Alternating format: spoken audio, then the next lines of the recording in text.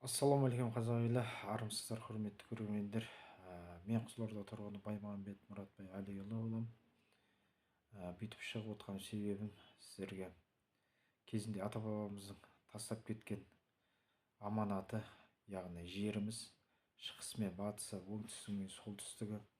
Қазіргі таңда осы шығыс Қазақстан Күршім ауданы Маралды елді мекенінде жабайы әдіспен таудың үстіне фабрика салып алтын өңдейміз деп отыр. Осы өңдеу фабрикасы кеше 26 қараша күні ашылды. Мен соған түгелі қарсымын. Фабриканы жабуын талап етемін. Себебі ата заңымызда, осы конституциямызда көрсетілген бірінші бабындағы құқықтарымды пайдаланамын. Және осы конституциямыздың 36 бабында Қазақстан Республикасын қорғау, оның әрбір азаматтың қасиеті, парызы және міндеті деген осы баянат етілген парыздарымды қолдана отыра фабриканы жабуын талап етемін. Және осы 3 жылдан бері күресіп келе жатқан Маралды елді мекен халқын қолдаймын. Алдағы 25 желтоқсанда болатын тыңдалымға міндетті түрде барам. Мен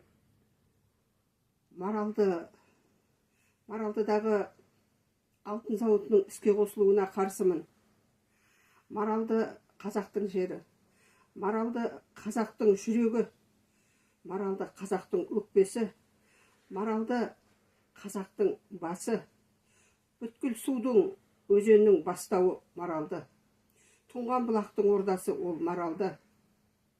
Сол Маралды халқының, бүткіл қазақ елінің қарсылығына қарамай, Маралдыдан зауыт соғып, заңсыздыққа жол ашып отырған биліктегілерге айтар уәжім бар. Қазақ анасы ретінде қарсымын. Ана зауытты алыңдар, жабыңдар, халыққа құлақ асыңдар. Зауыттың иесі бір олигарх бай шығар.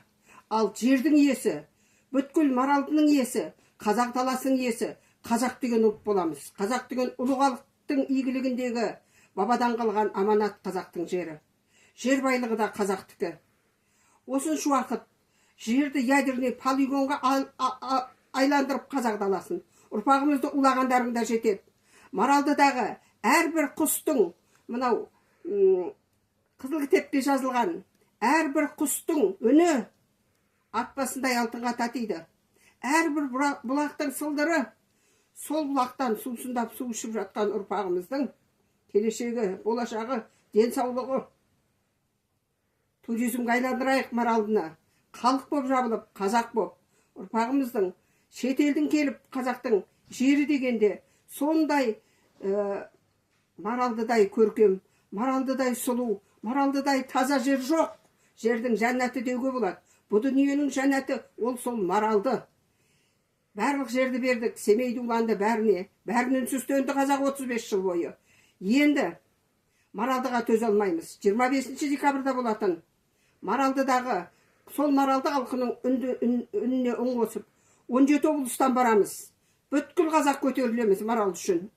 Тоқтатыңдар. Бір зауыттағы олигархқа бүткіл қазақ татымаймыз ба? Қазақ аналары қарсы тұрамыз. Бірақ олигарх деген кім ол? Ол қаңғып жүрген инвесторлар келеді, кетеді. Халық деген қалады. Су ағады, тас қалады. Олар сулар бүгін бар, ертең жоқ. Қазақ халқы, осы жер иесі қазақ халқы. Тоқаев, көңіліңді бөл Маралдыға. Тарт қолыңды Маралдыдан. Ессіз билік басында отырғандар. Тарт қолыңды Маралдыдан. Қаңғып жүрген инвесторлар. Қазақ жерінен ұрпағымды улауға, даламды улауға жол бермейміз. Алтыннан әкең өлсе, бетпақтың даласы тоңған алтын. Барыңдар да қаза беріңдер.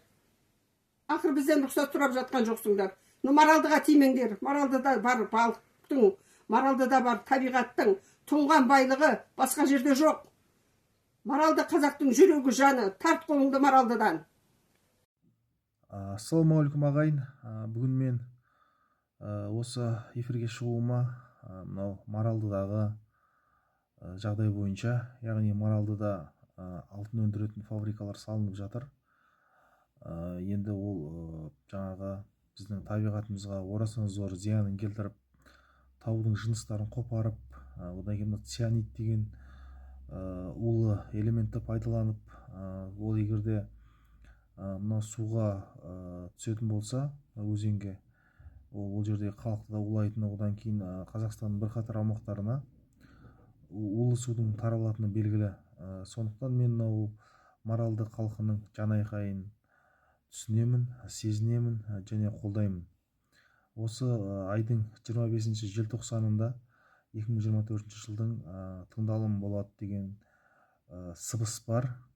Яғни осы тыңдалымға осы Қазақстанның барша белсенді және сергек тұрғындарын сол тыңдалымға қатысуға, сол жерге жаңағы жергілікті биліктің теріс шешімдерін өзгертіп, мына халықтың мұң-зарын тыңдап, оң шешім қабылдауын талап етемін. Яғни мынау ата заңымызға сәйкес 36 бапта жазылған Қазақстан Республикасын қорғау әрбір азаматтың борышы, міндеті, парызы деп. Сондықтан әрбір азамат, мынау санасы сергек, мынау жүрегі мемлекет, ел деп соғатын әрбір азамат осы іс-шарадан тыс қалмауын сұраймын және маралды халқын қолдауға шақырамын.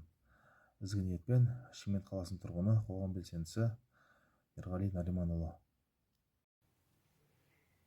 Мен Қазақстан азаматы Гүлнұр Қожахметқызы. Маралдыда болып жатқан заңсыздыққа үзілді-кесілді қарсымын.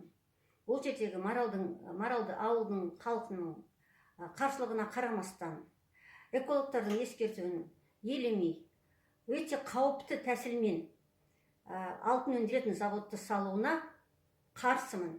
25 желтоқсанда сол жерде болатын жиналысқа бәріміз барып, маралды халқын қолдайық. Мен алтын зауытын салуына қарсы болып жатқан маралды халқымен біргемін. Мен мына билік басындағыларға таң қалып отырмын. Сендер әлі тоймадыңдар ма? Мына жерді ата-бабаларымыз сендерге ғана қалтырған жоқ, жанын беріп, қанын төгіп, мына қазақ халқына қалтырып кеткен жер. Жетер енді. Еліміздегі байлықтың барлығын сатып бітірдіңдер ғой. Келесі ұрпаққа не қалады, айтыңдаршы. Қайсы беттеріңді айтасыңдар? Мен маралды халқының талабын орындауларыңды талап етемін. Мынау